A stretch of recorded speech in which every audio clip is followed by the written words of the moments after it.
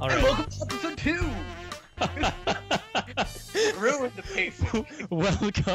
Welcome to episode 2 of PostGrad Movies. And PostGrad Entertainment presents PostGrad Movies podcast. Right. The podcast based on the movie, based on the game, based on the book, based off the graphic novel, based off the original painting by Monet, and the board game of the same name. That would actually be really impressive if we were based off of a painting by Monet, which was based off a board game. Right. Well, don't you call pretty people from far away that you get close to and then they become ugly? Don't you call those Monets? Because from far away, the Monet paintings look really pretty, and then you're like, that's nice, I want to take a look at it. You walk over and you're like, dear God, that is disgusting, and it's just really, really ugly. I just call those fucks. Well, that's Huffafa, hot from far away, but and Huffakaba, hot from close by. They can progress one to the other. Yeah. But they're not mutually exclusive. You know what I mean? My girlfriend's not listening to this. She is neither one of those. She is neither one. Just to clarify, your girlfriend is a beautiful lady. That's what you're saying? Yeah. Okay. All right. So. Lasted like a Monet. Right. And that's the only relation to the painter. Right. Okay, so for those of you that are unfamiliar, PostGrad Movies is the podcast where two of us talk about movies, two post-grads. We graduated both from Colorado State University. He holds a degree in psychology, mind, brain, and behavior, and I hold a degree in zoology, and I study geology and Spanish as well. My name is also the Cognitive Gamer. Right, and I am the cool guy, right, Pat? Don't follow him. Don't do anything he says. Follow me at Cognitive Gamer. My name is The Cognitive Gamer. You might see me on such websites such as IGN.com, where I have a blog, which I forgot to upload today. Such websites such as... Very nice. I'm also on electricfeast.com. You could check that out. I had a total of 8 views on my last entry. Nailed it. People probably go over there like, science. Gonna go ahead and click on this other link. It's more like nobody goes to that website. Right. So, well, hopefully now they will. I am 0 people that listen to this. Right. I am the cool guy, right, Pad, and that name was bestowed upon me by my 13-year-old self, and I have decided not to change it at all. Same with my email. And you can follow me at The Right Pad on Twitter. Yeah, you can follow me on there. I have a blog that I have not updated in a bazillion years, so that might change at some other point. But for now, we are 2 nerds that just Latino talk nerds. about stuff. Right, yeah, right. Both Latino. Right, Latino nerds. Well, you're Puerto Rican. You're only half Latino. Yeah, I'm half Texan. A Texan Mexican. The worst combination ever. We can't track it that far back, the border between Mexico and the US doesn't have like a Ellis Island like New York has. Right. It also doesn't have a border. It's just sort of like you kind of cross over and it's over. There's no wall, there's no anything. Right. It's like, oh, I'm in the US right now. Thank God there aren't police officers here. As neo-Nazis sometimes. Neo-Nazis. That's so true. Okay. All right, everyone. So now to the nitty-gritty of what we're actually going to be doing, which is talking about films that we've seen. We're trying to catch up on the movies that are coming out and that have come out. We're trying to make it a little bit more current. But the problem is that I'm in Puerto Rico right now, and movies tend to not come out on the release dates in Puerto Rico. And Mr. Cog Game over there is kind of a cheap ass, so he only It's not that cheap. I'm just really, really busy. I'm working on so many projects that are impressive I won't go into because it'll just eclipse mind right melting. Right Pad, cool guy, whatever. It'll eclipse his. It'll eclipse my sitting all day working on the computer and eating chips. Just... my very heavy research via chip tasting. I'm actually not too busy. That's why I'm doing a podcast. Right. It's just hate going to the movie alone. Can we talk about that for a second? Going to the movies alone? Okay, let's talk about that. It just feels so lonesome, and you feel like you just have no friends, and you feel like a creeper. Because when you're like there's a couple or whatever, and you see somebody walk in alone into a movie theater, you kind of laugh at them. You judge them.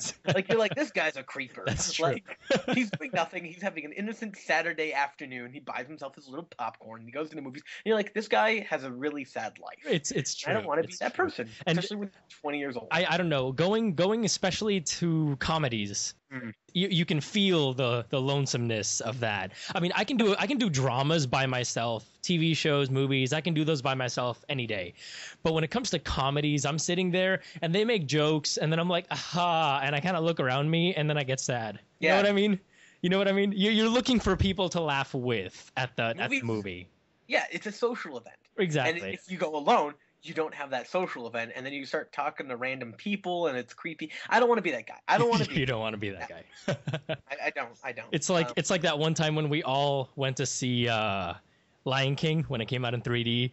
That was fantastic. And it was like a good 15 of us, and we started singing all the songs, and the little kid and his family in front of us just decided, or like the dad kept on giving us these awful looks, and the kid was like all sad, and then they just moved farther down because we were so annoying. We were so I just can't wait to be king.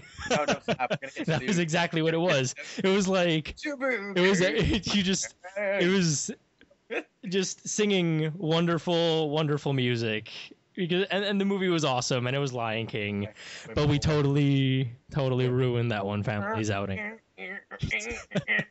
Don't want to get sued, but Disney. We were singing so loud. We were in their defense, we were being jackasses and really annoying. So So back to the point, going to a movie by yourself is lonesome and not worth the pain.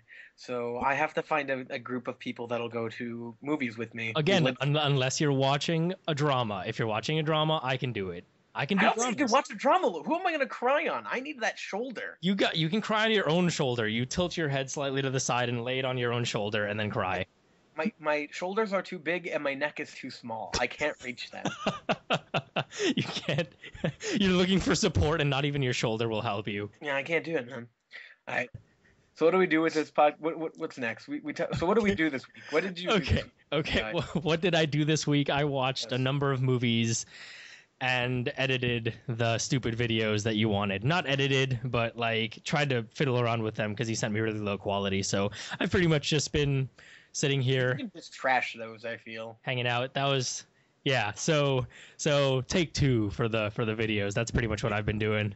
And did you edit Cynics? Did you get his last night? Yeah, but I haven't taken a look at it yet. Cynics, like cynical, like he's cynical of the gaming community. I don't know. He's a cynics. How do you spell that? Synick. What? I don't know. There's no X? He said it's called cynics with a rolling S at the end, and there's no X. That's bullcrap. Probably adding, because I add an S to everything. I'm like, let's go to the Taco Bells, let's go to the KFCs, let's go to McDonald's. Like it's okay. All right. Okay. My life, because you just want to. What about yourself? What have you been up to this week? I got a Wii U. Right. So even more in the hole money wise. Yeah. There's really no pussyfooting around the situation. You are poor now. I got a Wii U and an iPad. Wait, you bought that iPad? No. Oh, okay. I was given it. It was given. That doesn't count. You're fine. I also got my Yu-Gi-Oh cards in, and they forgot an item in my order, which is really sad. It was the 2 cards that they forgot to pack in were worth a total of 25 cents. Oh. Which is nothing. Right. That's nothing. So to even complain and be like, give me the cards. Forgot my cards. You're gonna spend $5 to ship these. Right. Feels slightly bad, but at the same time, I paid for them. So whatever. Was it over eBay or Amazon? It was TCG Player. No idea what that is. Card shops or like online. Gotcha. But everything else came in pretty well. So. No, well there you go. Yeah. So you saw the Wolverine? Yes. The long and short of it is yes, I saw the Wolverine. Man, I need to work on those transitions. That's cool. Okay. Well, okay. For anyone that is starting to listen now for some reason, just skipping the annoying banter in the beginning, the way that this is gonna flow is we're gonna go theaters. Then we're going to do the Netflix movie spotlight, not sponsored by Netflix. Then we're going to do new to theaters and DVD and Blu-ray, and then we're going to talk movie news at the end. So right now we're going to go ahead into theaters for the two movies that we were talking about watching, which was The Wolverine and This Is the End. And I'm supposing we're going to start with the Wolverine. So... Yes. To give a few stats on that, on IMDb, it's got a 7.1 out of 10. Rotten Tomatoes gives it a 69% and a 62 top critics rating. Metacritic has it at 60%. The Wolverine is directed by James Mangold, who directed Night and Day, 3:10 to Yuma, Walk the Line, and funny, I think this is going to be a thing from now on, which is I'm going to find random little funny things that someone involved in these movies has done, and I'm going to say it. And Mr. James Mangold was actually the screenwriter of Oliver and Company. I like that movie. Yeah, no, that was a really nice movie. It's one of those that you watch. Animated. Yeah. Right? It was an enjoyable one that I watch every once in a while because it was great. Well, yeah, was that little annoying Chihuahua? Hey man, I'm a Chihuahua. If this is torture, baby, then chain me to the wall. I hate Chihuahuas. I'm sorry. But yeah, anyway, it stars Hugh Jackman, and I'm gonna butcher a bunch of these names: Tao Okamoto, Ryla Fukushima, Hiroyuki Sanada, and oh god, this is the worst one. This one is a Russian name, the person that plays Viper. It's Svetlana Kodenkova. There you go. Kodenkova. Svetlana Kodenkova. Close enough. Right, close enough. So yeah, those are all of the people that were in the movie, and let's go ahead and start talking about it. So since you mentioned it last podcast, you watched The Wolverine twice in a week. Unfortunately so. How was that? The second time was torturesome. Really? Again, I mean, it was the same thing with Elysium. I think I just watched them too close together. I mean, the first time I watched it, I was like excited. There's a lot of adrenaline-filled scenes in this movie. There was. Which the adrenaline was totally sucked out of it when I'm like, I'm totally expecting this. And I was like looking at the special effects, which weren't that good on a couple scenes. But like the first time I watched it, it like was totally passable. Like that was awesome because the action's happening. But then you become a little more observant and you start seeing the cracks. Right. On the in the wall. On the proverbial wall. Sometimes the special effects were passable. Like sometimes they were good. Like they worked really well. And then other times they were awful. They were so bad. So bad. Like that train scene. The first time I saw it, it was so awesome. Right. It was so cool. Second time I saw it, I'm like, this is terrible special effects. Right. Right. But then the Silver Samurai was pretty good special effects. You know, it was pretty good. Totally. And cutting off his claws and all that stuff. Good times, you know? Yeah. Which let me just go ahead and say, purely from a viewer perspective, not analyzing anything, it freaked me the hell out when he cut his claws. I was like, no, we're screwed. Like I gave up. I threw in the towel for Wolverine. I was sitting there and the first time he got his claws cut off, I was like, we're done, guys. Everyone, it's been a good ride. But Wolverine does not have his claws anymore, and we're screwed. And now it's over. I'll see you guys later. That was pretty crazy. I wasn't expecting that. Neither was I. And I think that's why it worked so effectively, was because the claws to Wolverine is like the most sacred and iconic thing. Right. To have him it's lose not. It's not even his healing abilities. You know. Yeah. It's the claws. It's the claws. It's the claws. Which it's like if Superman lost his cape. It's like if Batman lost his ears that are shaped like that. I don't know, but you know what I mean. Like that iconic symbol is just lost. Right. And I think, see, the funny thing is, I kind of flashed through my mind, but I didn't associate it. The Silver Samurai, when he sort of turned on, quote unquote, his sword, you know, it burst into flames or whatever. I was thinking, oh, that sword is probably made to cut through adamantium. You know, that's the first thing I thought. And I was like, man, that means Wolverine can get sawed in half. That's going to be a bad day. I didn't even think of his claws that they could get cut into pieces. I just thought that's going to make killing him a lot easier. That's the first thing I thought. I didn't go, for some reason in my head, his claws weren't made of adamantium when I first thought about it.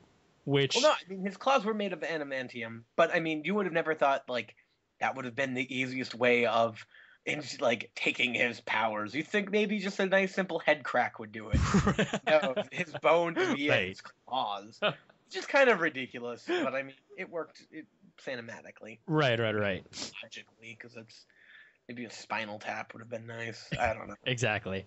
And actually, talking about strictly from a movie perspective, I thought that something that they did really well was the whole idea of the tortured Wolverine, you know, since this is supposed to be a direct follow-up to X3.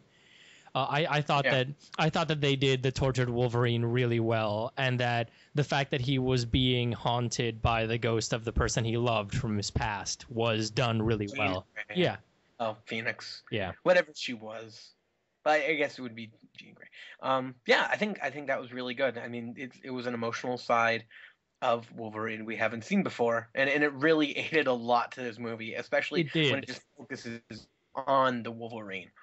But yeah, exactly. No, it's I mean, the movie was called The Wolverine, so him having that sort of multifaceted character, you know, he's not just a crazy killer person, you know, he's not just the stab Wolverine, you know, like landing with both his fists on the person's chest and then they land on the ground. That's like his signature move. He just goes like and lands on their chest. It seems to be a trope for yeah, it was more of the Jean Valjean Hugh Jackman and less of the every other Hugh Jackman character. Right. Except they had a couple of those scenes where he wakes up from the dream and he does the like, and his claws are out and he's ready to go. Which is a huge thing for the like animated series. Have you watched the animated series? Yeah, right. I feel like every time he wakes up, he's stabbing something. I think there might have been like a silent nod to that when they help heal him with the vet, and then he says, "You might have poked him a couple times while you were under." So funny. And there was some humor throughout. It was everything that X-Men Origins wanted to be. Tried to be so much, and it failed in every respect. That movie is so terrible. It's dismal. It deserves to be shoveled in and thrown into the desert of Mexico where the ET games for the Atari 2600 are buried. That is a rather scathing review. Oh, that movie's so bad. You guys, for the record, you guys can all quote that and attribute it to the Cognitive Gamer. I'm just ashamed that it lives, that it's there. Okay, can I just say that I'm so happy that for the first time a movie actually takes place in one location. Like have you like it takes a movie to take place only in Japan or only in the area of like Nagasaki, you know? For you to realize, holy crap, all of these other movies that have been coming out are all over the place. Something is happening in the streets of New York, and then there's a flying carrier in close to space, and then there's people on airplanes, and then they're in the Arctic, and then there's, you know, the movies. What movie is that? Awesome. That was just a reference to all of the Marvel movies. But yeah, so I mean, it takes a movie to only take place in one place. That was a lot of places, but it takes a movie where the entire action happens in one place, more or less, for you to sort of appreciate the fact that it's one location. You know, for the location to be established. It was beautiful, and I think that was the best part about it, was the fact that it was set in Japan, and it made sure that you understood that it was in Japan. It really embraced the culture. It showed, you know, a wonderful side that a lot of American Western films don't show. Right, you don't see a lot of movies take place in Japan besides Lost in Translation, which was good. Yeah, yes. It was good. But I mean, it's completely different. It's an It's action movie. yeah, It's a right, right, superhero movie. But how many of those take place in Japan? Almost none. right. That outside of Japanese. And it was really nice. I like the part where they finally go back to Nagasaki and he walks all the way to where he was imprisoned by the Japanese, and you still have the Japanese by the ninja. by the ninja. That's just the Japanese. and you still have the archway sort of standing right there overlooking the thing and linking both his past and his present. It's really nice. It was nice. And it was very, very beautiful, like you were saying. Yeah, and the female actors, if we can just go on to that were Japanese, were phenomenal. And They I think were. authentic They were. Japanese actresses and actors really aided to the film. Yeah, right. That one woman, though, that was like the partner of Wolverine. Right. Ryla Fukushima, Yukio.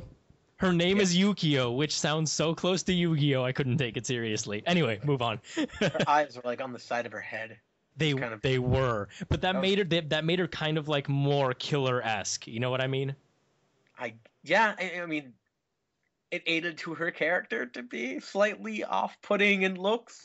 I don't know. It's cool. It's way cool. I think she was a great choice. Right, she was definitely, and I hope to see more of her in Days of Future Past, because if Days of Future Past takes place a little bit in the future of the Wolverine, and then back in time, in the good old days, and by good old days I mean like the 70s, I think. So if we can see a little bit more of her, that'd be nice. I would like for her to be in Days of Future Past. That'd be cool. Did you saw the Sting, right? Speaking of Days of Future Past, the Sting at the end of Wolverine, the Sting, like the little teaser for Days of Future Past. No. What?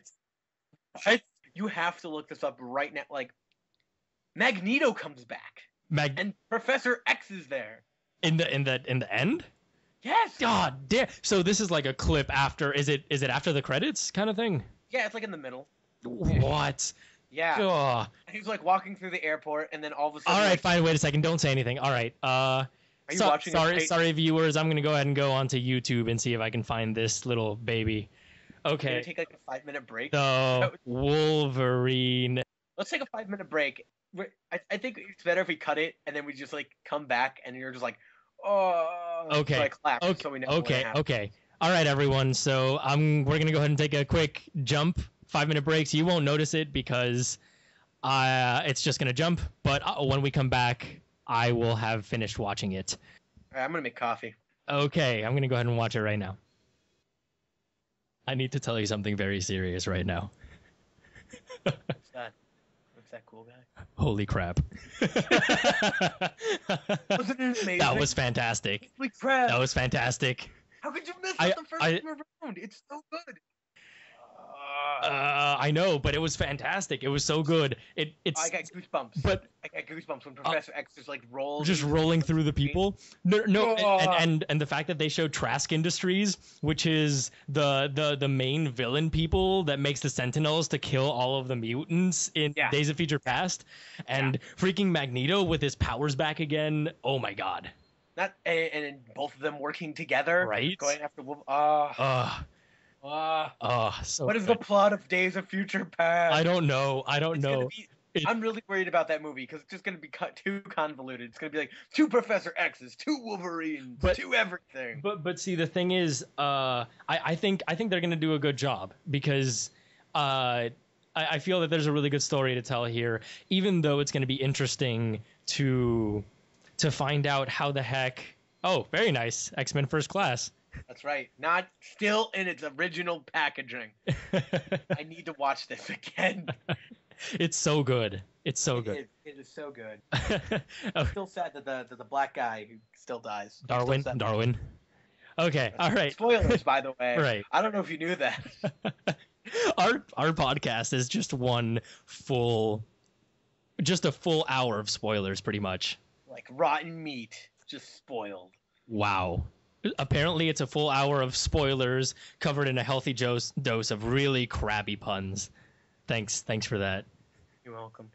Okay, so anyway, moving on from the Wolverine, we go into This Is the End, which is the best movie or the best bring a bunch of people together, movies of famous people from ever since movie 43, which was an absolutely phenomenal movie, right? Everyone, right? That movie was abysmal, and nothing compared to this movie. I never saw 43, to be fair. God, so I'm that movie was so bad. Don't watch it. Don't. I shouldn't. No one should watch movie 43. Why shouldn't I watch that movie? Hugh Jackman was in it though, so there's that. A lot of people are in it. It's kind of sad how many people. All right, so to start it off for This Is the End, it's got a 7.3 on IMDb. On Rotten Tomatoes, it's an 84%, with the top critic score being an 85. On Metacritic, it is at 67%. It's directed by Evan Goldberg, stars Seth Rogen, James Franco, Jonah Hill, Jay Baruchel, Danny McBride, Craig Robinson, Michael Cera, Emma Watson, Mindy Kaling, Rihanna, Paul Rudd, Channing Tatum, etc., etc., etc. Danny McBride. Right, I said that. Channing. Did I say Channing Tatum? I already said Channing. I don't know, Tatum. but that was hilarious. That was okay. Did you see this movie? Can we just? Yeah, of course I saw this movie. Thank God. So yeah, let's go ahead and start talking about this movie, and let me just go ahead and Pineapple Express 2. that was like the funniest part. That was I don't know. See, the funniest parts were Pineapple Express 2. That was so great. Anything involving Michael Cera. That was stupid. That was hilarious. I thought that was kind of stupid. And Channing Tatum. Oh, that was funny. And then Rihanna dying, but that's because I hate Rihanna. Well, she's all right. Yeah. Or The Exorcism of Jonah Hill. That was also pretty good. It's hey God, it's Jonah Hill, the one from Moneyball. Right. Okay. Can I just say that I know I'm gonna get a lot of flack for this, but see, he already knows that I do not like Superbad. I don't understand it. You already know that. I'm gonna have to give it a second watch or a third watch. I didn't really like it. I also just in general don't like these grouping of celebrity movies. But Superbad wasn't that. It was the original one. I know. One of my favorite comedies of all time. What's that other really stupid movie called? Tropic Thunder. I hated that movie. That movie was hilarious too. See, I just didn't. I'm gonna have to watch it again because apparently it was really good. I guess I disagree. Really good. It was funny. I guess I disagree with the majority people, and on Rotten Tomatoes, apparently I disagree with them as well. I mean, I think the movie was funny. I don't think it was anything superbly hilarious. It was. Are you talking about This Is the End? I'm talking about This Is the End. Yes. You didn't think it was that funny? I didn't think it was superbly hilarious. I didn't think it was anything really, really funny. Mostly because of the fact that the entire thing was just them going back and forth, saying things. Oh, the rape part was pretty funny. No, that was not funny. That was really funny. No, that was great because usually they go like, we got to address this or whatever. But in this one, they were all like, we're just going to be really great people to her because that's what we're supposed to do. And then just the one person that you thought was the person getting disenfranchised, I suppose, in the entire movie was the one saying, okay, everyone, we can't rape her. You know what I mean? It was just. Oh, you mean the Emma Watson rape scene? Right. Okay. That one was funny. I thought you were talking about the Jonah Hill rape scene. No. That was. That was disgusting. That was mortifying, and I don't know if that was necessary, but that whole movie was it pushes the limits for sure on what is acceptable and unacceptable. Right. Well, I mean, sexually, yeah. Mostly dealing with sex, like talking about jizz, talking about getting raped, killing people, cannibals, that type of stuff. It does deal with that. It's mostly sexual things, nothing else really that sort of borders on the thing. I think it treated. Spoilers. I think it treated the whole apocalypse rapture thing pretty well, though. That was cool. That was pretty cool. I like that because in the beginning they made you totally think that it was aliens. Yeah, totally. And then as soon as Jay mentioned you know, oh, this looks like the apocalypse from the Bible. I was like, oh yeah, fair enough. And knowing Seth Rogen, he doesn't want to do something that's alien related because that's been done to death. So it's probably going to be that. And it The Rapture has also been done to death. They've both equally been dead. except for the fact that they had the actual demons and beasts and stuff in this movie make an appearance, which was awesome. That was awesome. It's like because Superbad was the first of the trilogy, and then it was Pineapple Express, and then it's this one. This is the end. It's like they slowly lost sanity because Superbad is very grounded in reality. That's Pineapple true. Express is a little bit less grounded in reality. Right. And this is the end was just completely insanity. I mean, okay, can we take an aside right now to talk about the special effects and the fact that they needed a demon dick? a demon dick. They had a demon have his dick sliced off with the lights abducting people from heaven. This was a small demon either. This was a giant like devil like that had a schlong. The schlong was the size of like a 5-story building. Yeah, 40 stories, 40 feet, 40 stories. I'm guessing it was building size. It was a building-sized penis, and it just got sliced off by the magical cosmic rays of God, and then he grabs onto it and kind of shakes it in vile defiance at the omnipotence of God while they're getting taken to heaven. Imagine animating that, like having to be the guy Having that's to be the- I worked on the demon in that movie. And having to like adjust your algorithms because you got to make it spongy. You know what I mean? Like it can't just bounce off. It's got to have some like sponginess to it. Like when it hits something, it has to kind of absorb. Kind of absorb it and then like bounce off. Yeah. Exactly. Yeah. That was there. Just know that it wasn't just one person. When it comes to animation, this is a team of people. There's character design, and then they sometimes sculpt it. Then you get the people actually drawing it. And then they put it into the computer. They make sure to animate everything correctly. And then they go through a couple test runs, have him walking and stuff like that to see if the animation flows. And then you get texturing, post-production, make sure all the polygons on his dick are okay. You know, there's a lot of steps involved in making special effects. And there was an entire team of people devoted to making this schlong passable. Dick Team Alpha. Dick Team Alpha. It's like the group of people that did the exact same thing for John Dies at the End. The dick knob. I think that wasn't special effects. That was the dick knob wasn't special effects, but there was someone in there that needed to do the special effects of it growing and then ending up being the prop. So like the growing I don't think it actually grew. I think they literally just did a nice little cut or something. Transfer. I just thought that it was I could have sworn I saw it grow really quick into the prop. If it grew, it required some animators. If it didn't, it was totally an editor sitting there going like, yeah, that looks good. God. So anyway, This Is the End was a very funny movie, and I highly enjoyed it. It wasn't as good as Superbad. I wasn't a huge fan of Pineapple Express, but it was still good. It was funny. So I'd put it above Pineapple Express and below Superbad. Though I did enjoy the fact that they tried to mimic a lot of End of the World movies with the shots and the way that it was sort of flowing from one scene to the next. But I also enjoyed James Franco's character, which I think was the better character. Seth Rogen's character was okay. But James Franco. Grad was despicable. Like I did not like his character. He was. But I mean that was the point. He was such an awful person. Though James Franco's character is number one in my book for that entire movie, and then number two is really quick after that, Channing Tatum. Being nude.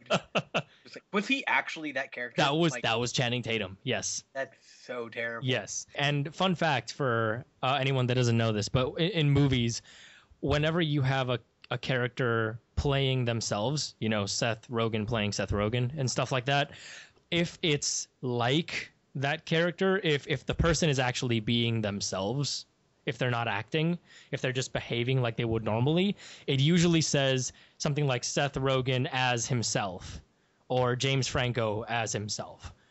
But whenever the people involved are playing a character in the movie, they're playing Seth Rogen, even though that's not how he actually is in real life, it'll say Seth Rogen as Seth Rogen. Okay. So there's differences in the way that they do that. And then in this movie, at least from what I saw, everyone's name was Seth Rogen as Seth Rogen, James Franco as James Franco. So all of these people are actually not the dicks that you see in the movie, because there was a lot of dickish attitudes, especially coming from Mindy Kaling, who was from The Office and was, the typical prissy little girl. And then her just so great in the beginning, her just walking up and going like, I'm going to have sex with Michael Cera.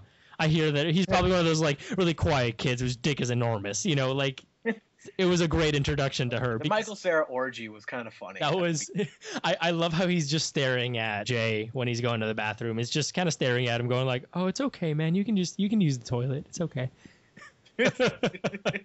What'd you think of the ending? The ending? Okay. I'm going to go ahead and say that for this movie, the ending totally made the movie. It was phenomenal. Absolutely phenomenal with Backstreet Boys. So I can wish for anything. Boom, Backstreet Boys. And that was the perfect way to end that movie, because I love the Backstreet Boys. And I have no shame in admitting that. All of a sudden, that song started, and in my head, I was like, no. And then I saw what was going on in the slow-mo shots of all of the Backstreet Boys, and then I audibly said, no. And I was alone watching this movie, so I was kind of talking to myself. And then they appeared, and I was like, it's the Backstreet Boys. I got really excited. I'm not going to lie. I fangirled a little bit, and then I started singing along with it. The original ending had them meeting Morgan Freeman as God. As God? It would have been really funny. That would have been hilarious. But Morgan Freeman said no. I wonder why. Okay. All right. So that that wraps it up for This Is the End. So what would you say, Cog Games? Would you say that The Wolverine and This Is the End are two watchable movies? Yeah, I'd watch them. Okay. Watch them it is.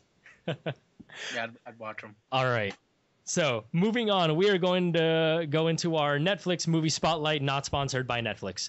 I actually figured out what the acronym for this is, and by acronym, I mean initialism, because an acronym is something that you say, like NAFTA, and an initialism is something that you have to say each letter for, like WHO for the World Health Organization. So, that's been your fun fact for the day. The Netflix movie spotlight, not sponsored by Netflix, is NMSNSBN. Which got a T. No, because you want to add totally? Okay, so Netflix movie spotlight, totally not sponsored by Netflix. I don't know. I'm just looking at my piece of paper. NMSTNSBN. It's going to be phenomenal. I added a lot of N's at the end there. I apologize. Okay.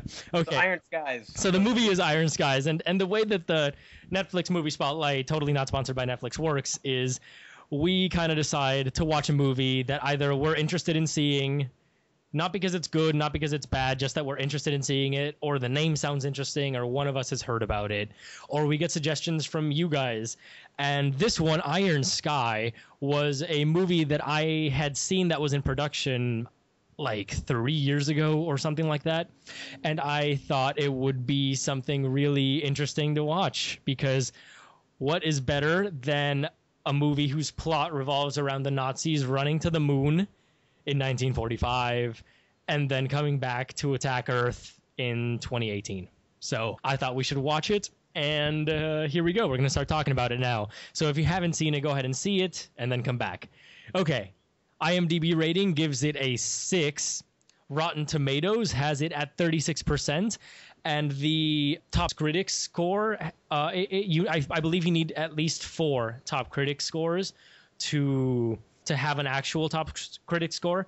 But right now, on Rotten Tomatoes, you have 3 only, and all 3 of them are rotten. So I'm going to go ahead and say that the top critic score is at 0%.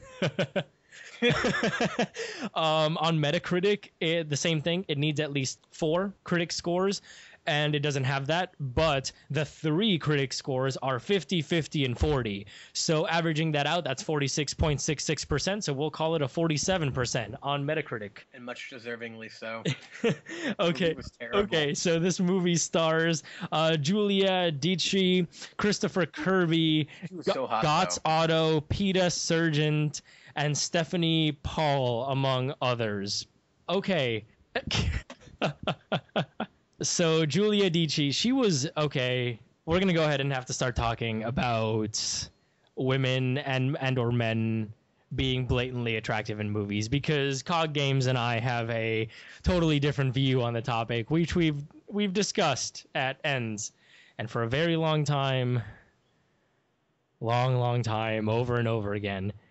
Go ahead and tell me what you think about people being used as, blatant sex appeal in movies. I feel like this movie actually had a purpose for it, so I think it's appropriate. Sorry. Really? Really? What was the purpose of it? You have Peter Surgeon, who was okay. Peter Surgeon was Vivian Wagner, and she was the head of the design team for the President of the United States. And let's just say her tits were hanging out the entire movie, and Okay. and she previously starred in George of the Jungle 2, okay, as attractive woman. So I'm gonna begin this by just going on my rant, so don't interrupt me. Okay. Essentially, this whole movie was a parallel saying that the U.S. presidential campaign and marketing to that of the Nazi Germany propaganda. I feel like it was super blatant in the fact that like America sells politics via sexualism, via flashy, in vogue type of Advertisements. methods and advertising, Right. instead of actually focusing on the issues. And it didn't start out as that, and it turned into that. And It totally did. Hit you over the head over and over and over again. It was blatant in the fact that it was drawing parallels to the Iraqi War and how American and UN policies handled that. It was so straightforward, just right there. Right, and I mean, it tried to be like Doctor Strangelove, which tried to also do the same thing, where it drew parallels to the Cold War. Right. But that one had a little bit more finesse. Well, and the fact that it played a little more subtle until the very end, of course, and it was actually funny. Right. This right. one was not. But as far as attractiveness of the people, that's why they were attractive, was the fact that Americans are focused solely on the outer surface, the outer appeal, than what's actually important, and how we're being manipulated by our government. That being said, that sounds very profound and actually like an interesting movie, which Iron Skies fails to be. Either one. It has a phenomenal premise. Trying to make, because this is an Australian, Finnish, and what's the other country that made this? Well, they filmed in New York, but I don't know if they're explicitly. It's not an American film. No, not at all. German, of course. Right.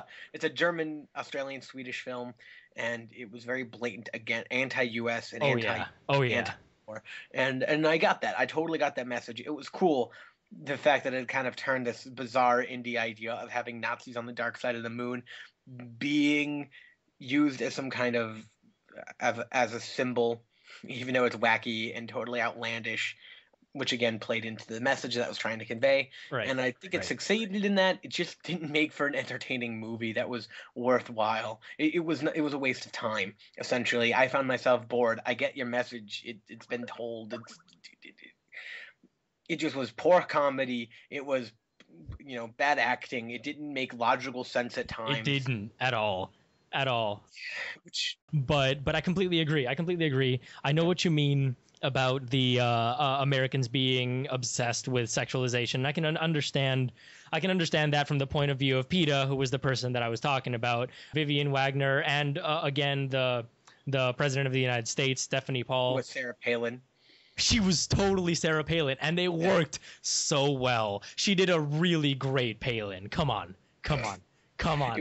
It just seemed kind of irrelevant at the fact that Obama was president, even at the time of making this movie. Right. So it's like, why would you? She's not like Sarah Palin's not even. Right, not even a factor, but right, but it was so good. She was such a good Palin. Yeah. But I think that in the beginning, when they get thrown out of the airlock and Renata gets thrown out and then she just loses all of her clothes pretty much. That was stupid. That was entirely unnecessary. Fully unnecessary. Completely. I mean, she had a bra and panties on, but it wasn't it was totally unnecessary. And saying that a relationship between two people start with seeing each other half naked. Half naked, right? Yeah. Maybe it was to express that the main character, I forget his name, the astronaut. James Washington. Yeah, James Washington was the black astronaut, was actually a good guy and modest, and the fact that he was like, cover up, I don't want to look at you like that because you're a woman and I respect you, unlike these Nazi scum. Right. Right. Right. So maybe that's what it was. Right. Yeah. Like I said, this movie just didn't have the finesse to pull off what it was trying to do. It's a That's great true. concept. It could have been a great script. It just didn't have the expertise. Yeah, you're right. It didn't have the finesse. It was just sort of, it was like putting a swastika on a trout and just slapping your face with it over and over and over again is how I felt. It was like Nazis, Nazis, US, United Nations, Nazis, Nazis. That's just the way it felt. Yeah. And maybe we're not the audience for this because we're Americans or pseudo-Americans. Right. Because you're Puerto Rican. Though I enjoy a good bit of anti-American stuff or being satire for American, you know. I enjoy anti-American. This statement has been brought to you by the Cool Guy Right Pad, NSA. You may find me in Puerto Rico if you seek to try and figure out where I am, and I'm totally not watching movies illegally because I don't do that. Of course not. So, but yeah, I'm into satire and I'm into poking holes in the logic of any country. I don't care where you're from. You know, you got to learn to be able to laugh at yourself and realize the things that you're doing wrong and the things that you're doing right, you know? But this movie was just, there was no sugarcoating. It was just exactly how it was. And it was kind of insane. I mean, I don't think the movie was awful, but I don't think the movie was good either. I would say that it was like, it's pretty bad. It was pretty bad. Yes. Yeah. And can we just say it was kind of like the Wolverine in the fact that the special effects sometimes were so good and then other times were terrible, right? Well, I mean, but the difference between the Wolverine and this movie was Wolverine had money. This movie did not have money, and it was like one person doing all those special effects. Exactly, and it was they were phenomenal. Good. They were so good. We won an award for its special effects. It was great, and the movement of the spaceships with the corrections by shooting out a little bit of compressed air off the sides, you know, to be able to adjust its landing and stuff like that. Oh, wonderful. Yeah. And can I just say, at least from what I saw it in pretty lowish definition or whatnot. I tried to get it in HD. It wasn't working, whatever. But can I just say that I'm so happy that the stars in space did not blink. I am so happy because in every stupid movie that comes out that they have shots in space, the stars always twinkle. And that drives me insane because it's so simple to not make them twinkle. The twinkle, in case everyone is wondering, is caused by the gases in our atmosphere and scattering of the light coming in. You only see stars twinkle if you're looking at it from Earth. If you're anywhere else that doesn't have an atmosphere, stars don't twinkle. End rant. Thank you. That's this movie. You're welcome. Though I thoroughly enjoyed that when Vivian Wagner first showed up as a character, being the whole development thing, they totally imitated Downfall. That one movie that they grabbed the clip of Hitler getting really pissed and they dub under it with a bunch of whatever. You know, Hitler gets pissed at Fruit Loops or Hitler gets pissed at... You mean the Charlie Chaplin film? Yeah. And that's something that they imitated perfectly.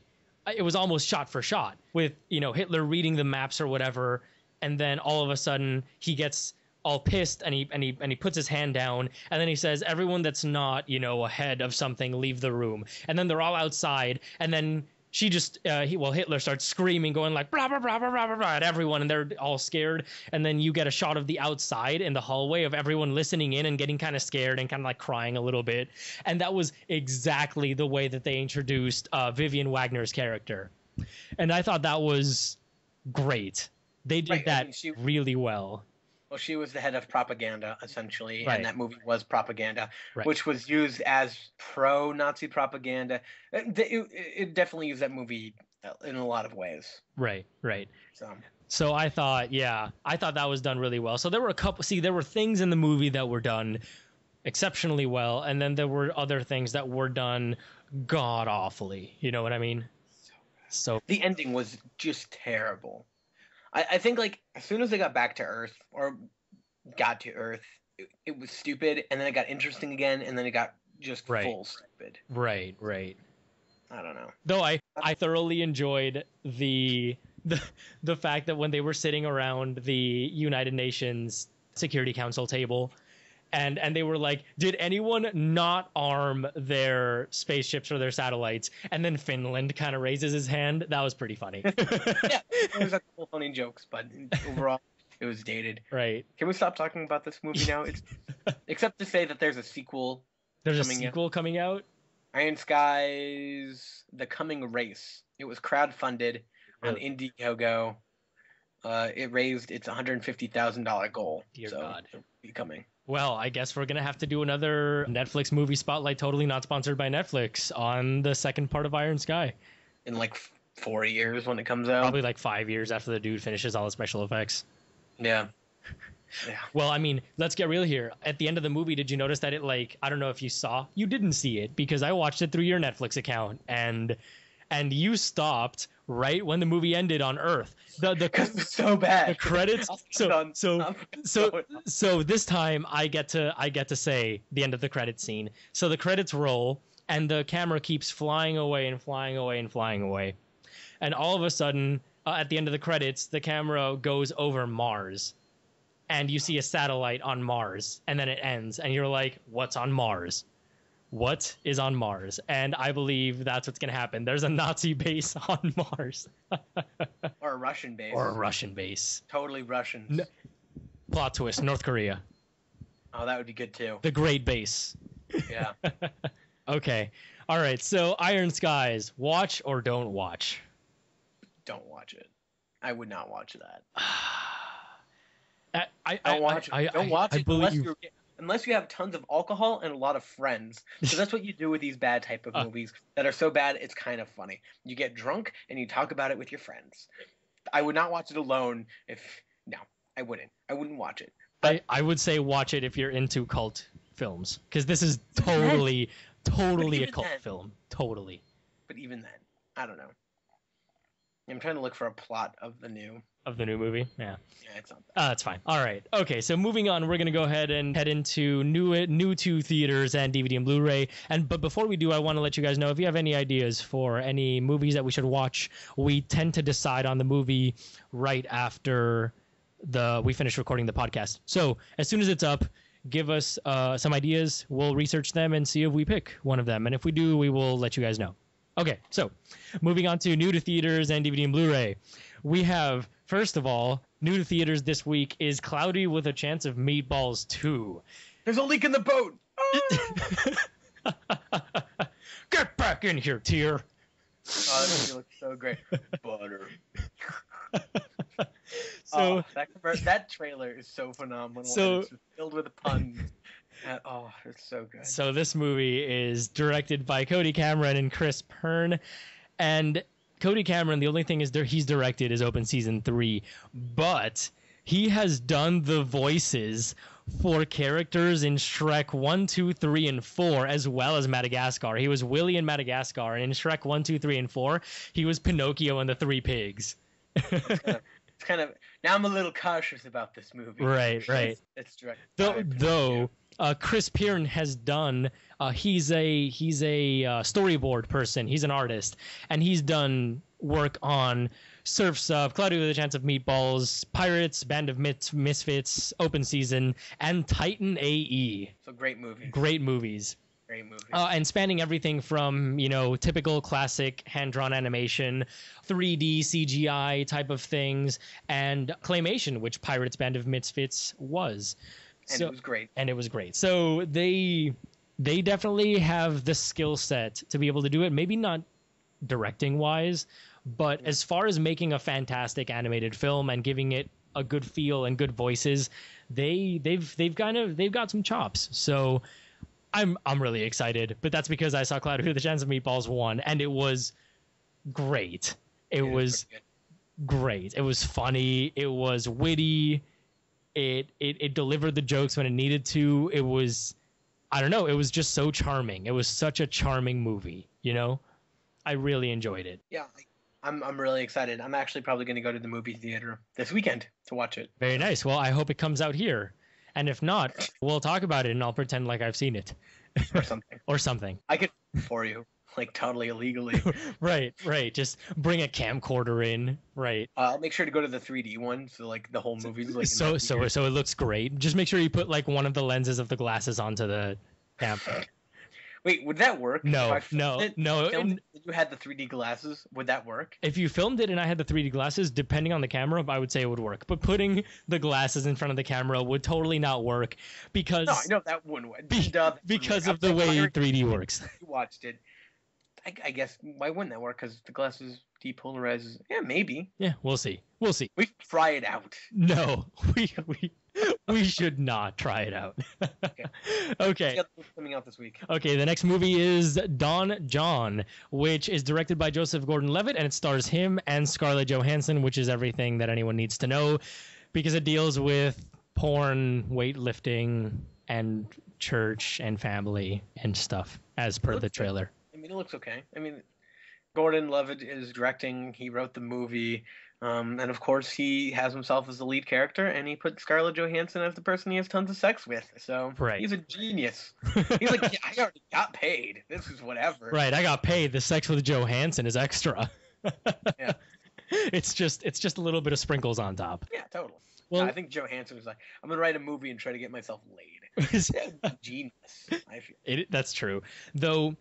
For anyone that doesn't know, Don John is a reference to Don Juan, which is a Spanish. I forget if it's actually a novella or if it's a full-fledged novel, but I had to read it for my Spanish classes back in high school. And what it is about this person that is just, if you are a male slut, you can pretty much be called a Don Juan. And what that means is you just like to have sex and then, just run out the window. And that's what this one character did. He just he went, convinced virgins to have sex with him, and then ran away. Some of them committed suicide.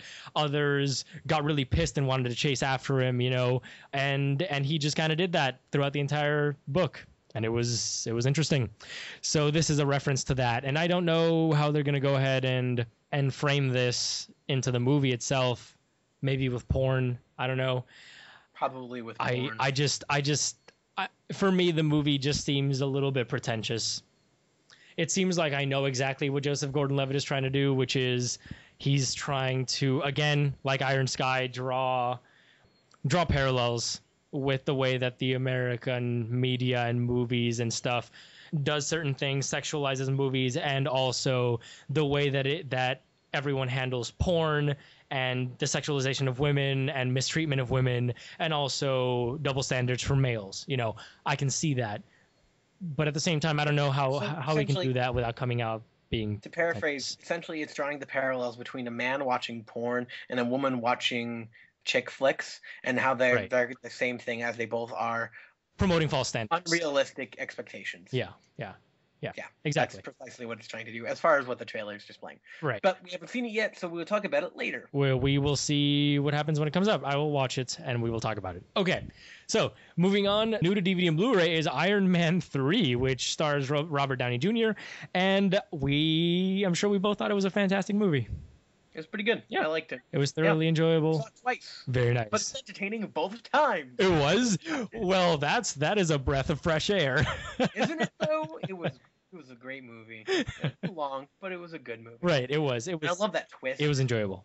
It was a good twist. Why are we acting like we're spoiled? Like we don't. So his girlfriend falling into the pit of molten fire, melted lava, destroy her body explosion. Just the pit of explosion. The pit of explosion. I thought that her falling into that and just dying was about as anticlimactic as Dumbledore's death in Harry Potter and the Half-Blood Prince. It just was not done well. But apart from that... Except the difference is she comes back, Dumbledore's dead. This is twice. Don't say things. Again with the Harry Potter. Don't say things like that, man. Don't say things like that. That wasn't even the twist I was talking about. I was talking about the Mandarin not actually being the Mandarin. Oh, right. The Mandarin not being the Mandarin. That was such a great twist. I did not see that one coming. Though the guy that played the Mandarin, phenomenal Mandarin. He's in like everything. Ugh. But he did a phenomenal Mandarin. Just putting it out there. It was a really good job. Ben Kingsley. Right. Yeah. But yeah, it was great. So if you want to go ahead and pick it up, I would recommend picking it up on Blu-ray. It's one of those movies that you should see on Blu-ray. Or 3D. No. We'll have a talk about 3D at some other point. 3D Blu-ray. Okay. So anyway, moving on to news. And we have a lot of news this week. Okay. Starting out, we have the new possibility of Colin Farrell and Paula Patton being in the new Warcraft movie. Colin Farrell came to fame through, stuff like Phone Booth and Horrible Bosses and Total Recall and Seven Psychopaths. So it's a good 50-50 on if he's going to be good or not. And Paula Patton was in Deja Vu, Precious, Mission Impossible 4, Ghost Protocol, Hitch, and Two Guns, the movie that came out recently. So, I don't know. I mean, this might be a good movie, might be a terrible movie. Colin Farrell has this ability to go from flop to great movie to flop to great movie. I want to know who plays Leroy Jenkins, and I want just a whole movie of that. I hope that there's some sort of a cameo or a reference, because that would be hilarious. Leroy Jenkins! Though anyone that's a nerd or a Warcraft and World of Warcraft geek that is talking to us will probably point out the fact that Warcraft and World of Warcraft are not the same thing. We know. Yep. We're just joking. Like a legit World of Warcraft movie where it's just like a bunch of people sitting around being like, "All right, do you have that type of armor over there? That's good. You should use this ability. And then you over here, that's great. 45 minutes of planning a raid. Yeah, like how are they gonna plan a raid? All right, we're gonna go in. You're first gonna cast your charms. We're gonna make sure to cordon off this entire area so they can't leave. You will all target the people that are flying. We're gonna go ahead and melee on the bottom. Then we'll switch out while you guys recharge, and we'll have healers spread out. 45 minutes. Oh my god. I feel like, I mean, they already did it wasn't a Warcraft movie. What movie was that? It had which one? God, it had Jason Statham in it, I think. Really? I didn't hear of it, so. Hold on. Come on. Hold on. Expendables, The King's Throne, or I think it was called. The King's Throne. Something. Maybe it doesn't have Jason Statham in it. Yeah, that's gonna bother me. It's okay. We'll figure it out. In the Name of the King, a Dungeon Siege Tale. It's a Dungeon Siege movie. Really? Yeah. So, which I always thought was Warcraft when it first came out. Right. So wrong. But in reality, it was a bit more close. It was closer to Dungeons and Dragons, is what you're saying. Dungeon Siege is not Dungeons and Dragons. All right. It's like Diablo-esque. Oh, fair enough. Okay, that makes sense. Anyway, Warcraft movie. It'll be great if. Hopefully, it'll hopefully be great. Warcraft-y. It'll hopefully be great. After that, we have the Minions movie, which is directed by Pierre Coffin and Kyle Balda. It's set for release on July 10th, 2015. And Pierre Coffin was this because it got pushed back. It got pushed back from 2014. But they're the same guys that directed the two Despicable Me's. So hopefully it'll be good. I mean, the Minions are funny and all of that. Oh, those are like the best part. See, I don't think so. I think the stories hold up on their own, and the Minions are there to add. Great. No, I'm not saying they're not great. I'm just saying that the story holds its own without the need for the Minions, even though the Minions add another dimension to it, except for in the second one, which they were part of the plot. You know what I mean? Right. Well, they're great. They're really funny and all of that jazz. The second one, I think, needed more of the three girls because it kind of just ignored them. But not that was really. The best part of the first one was like those really tender moments where you grew was like, "I am now the father." It was, but at the same time, the Minions. I think they balanced the two girls a lot with the two girls with Gru and his relationships, and then the Minions. I think they did it really well, and I personally kind of think that the second movie was either on par with the first one or better than the first one. Not on cuteness. The first one was just adorable. Oh, my heart. It was so adorable. But the second one managed to keep some of that cute while at the same time being so funny. It was really good. It was so I thought it was a great movie. But yeah, so we'll see. We'll see the Minions movie and we'll see how it goes. Okay, so the next bit is a movie based on the video game Dante's Inferno by EA in 2010, and it'll be directed by Fede Alvarez, who directed The Evil Dead. So yes, this is a movie based on a video game, based on a book, which is based on the Bible. There you go. So it's kind of like our podcast, except with 6 less connections. and also with less, Terrible puns. Gnashing of teeth. Right. Though, admittedly, Dante's Inferno, directed by the same guy that directed The Evil Dead, and holy crap, The Evil Dead. You ever played that game? No, I never played Dante's Inferno. Oh my god, it was horrifying. Really? Like, the game was okay. The combat was like essentially a God of War ripoff, but like the art design of it was just so creepy. Really? Like literally like demon babies and like women with like breasts that turned into snakes, and it was just really creepy. And like the art and the sound design of it was beyond scary because it literally just had like the gnawing of teeth with no music, and it was haunting. Like it really was like it drove you a little bit crazy, which was awesome. So everything but the gameplay of that game was great. But yeah, it was disturbing, and I really think that Evil Dead director, what's his name, Alfonso? No, his name is not Alfonso. It's Alvarez, Fede Alvarez, or Fede. Fede Alvarez. And well, I'm saying it in English, but I'm assuming that he's shortening his name from Federico, so it's Fede.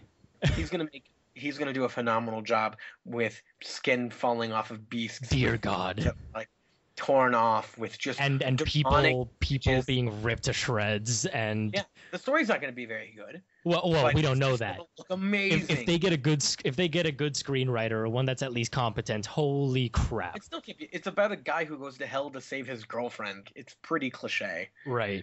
Yeah. It's like Hercules. It is more like Hercules, yeah. But yeah, if it's anything like The Evil Dead, then because him and I went to see it together, and if it's anything like that, then we were wholly unprepared for what we were about to witness, and it was both gruesome, terrifying, and awesome. I still have nightmares. Like, I legitimately am scarred from The Evil Dead. It was crazy. All right, anyway. So moving on, we have the Troll Hunter remake got green-lighted. They acquired the rights, and it is going to be directed by Neil Marshall, who's the same guy that did The Descent, Centurion, and Dog Soldiers. Is that a real movie? It's a real movie. So it's right up there with Baby Geniuses. So the original... No, that was Cats and Dogs. Right. Revenge of Pussy Galore. So that wasn't Pussy Galore. That's a James Bond villain. So the original Troll Hunter was a phenomenal Swedish film directed by André Avredal, and I don't see. I think right now what Americans are doing overall is Hollywood is buying the rights to fantastic foreign films and then turning them into somewhat passable American films. I think they're more than passable. Well, okay, fine.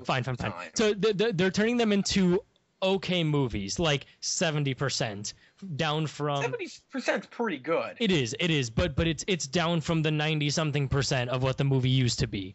You know, it's the same as Girl with the Dragon Tattoo. It's the same as Let the Right One In. It's the same with Troll Hunter. Very competent and great movies. I mean, they did a good job in adapting it, and especially in Let Me In from Let the Right One In, where they imitated a lot of the shots and a lot of the atmosphere. They did a really good job of that. But the movies still fail in reaching the beauty and the cinematography and everything like that from all of the other movies. You know what I mean? Yeah. In their originals is what I'm trying to say.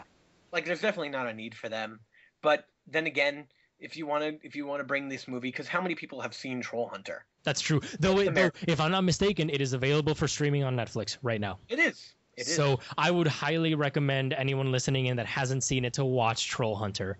It's a phenomenal mockumentary about hunting trolls. So yeah, I heard it was actually quite phenomenal. It's wonderful. So that should be our Netflix movie. Netflix movie spotlight totally not. Okay, so Netflix movie spotlight totally not sponsored by Netflix. We'll see. Well, because the thing is, we try and see movies that we haven't both already seen. I've already seen Troll Hunter, so. I saw Troll Hunter. But I haven't seen Troll. I know. Well, we'll do movies that we haven't. Maybe I'll watch it on my own then, and it can be totally. And then we can just talk about it offhandedly. We can say, "Oh, more news came out about the Troll Hunter remake." LOL, and then start talking about Troll Hunter.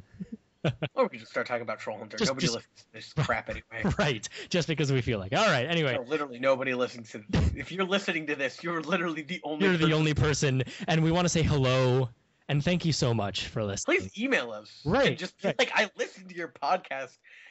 It will help us. And you can actually we'll go ahead and give you the email and all of our contact at the end of the podcast, as we tend to do. But before that, we have one more set of exciting news, and that is that Kelsey Grammer is going to be in the Expendables 3. Maybe be in the Expendables 3. And Kelsey Grammer's awesome. He's one of my favorite actors of all time. Just because I'm in love with Frasier and I love Cheers, and he was great as Beast in X3. Great guy. Right, and he's just going to go ahead and start beating up people. It'll be great. It'll be great. Well, I think he wouldn't be like the action hero. I think he would be like a villain character if he was like put on. He'd, that's totally more his. More his avenue. Yeah. All right. After that, I think we are done with everything. So once again, thank you all for listening. And by you all, I mean that one person right over there. Yeah, you right there. Thank you Thank you so much for really nice iPhone you have there. For tuning in to PostGrad Entertainment Presents PostGrad Movies, aka PostGrad Movies. You can email us at postgradentertainment with comments, suggestions, criticisms. Just make sure to put in the subject criticism or constructive criticism so that we know what to put in the spam filter. You mean postgradentertainment at Gmail? At gmail.com. postgradentertainment@gmail.com. And that's grad spelled Grad. Right. And you can contact Mr. Cog Games at, go ahead. Cognitive Gamer. That's my Twitter handle. That's your Twitter, Cognitive Gamer. And mine. And you can also find me on IGN blogs under the Cognitive Gamer to read my daily blog. Exactly. Which isn't actually daily. Or you can go to electricfeast.com, which is a wonderful news thing that nobody goes to. And you can also read my articles there. His contributions. And if you go to our YouTube channel. If you want to keep up with me, you can follow me at the Right Pad or KG Right Pad on Twitter. I'm not sure which one it is because I thought I changed it, but Twitter told me I didn't. So we will find out. It's one of those two. Or you can again subscribe to our YouTube channel, PostGrad Entertainment, where we will be covering everything from games to card games, board games, probably. And it'll be terrible quality for the beginning because we're trying to figure it out, but then as soon as we start getting better and better, it'll get better, and you guys can get better with us. It'll be phenomenal. I mean, it'll get better when it gets better? It'll get better when it gets better. But anyway, you guys can all let us know, and if you have any suggestions for the Netflix movie spotlight, totally not sponsored by Netflix, you can let us know. And if you I think we should add a yet to the end of that, so Netflix. Okay, all right, we'll add a Y to that at the end. So Netflix movie spotlight, totally not sponsored by Netflix yet.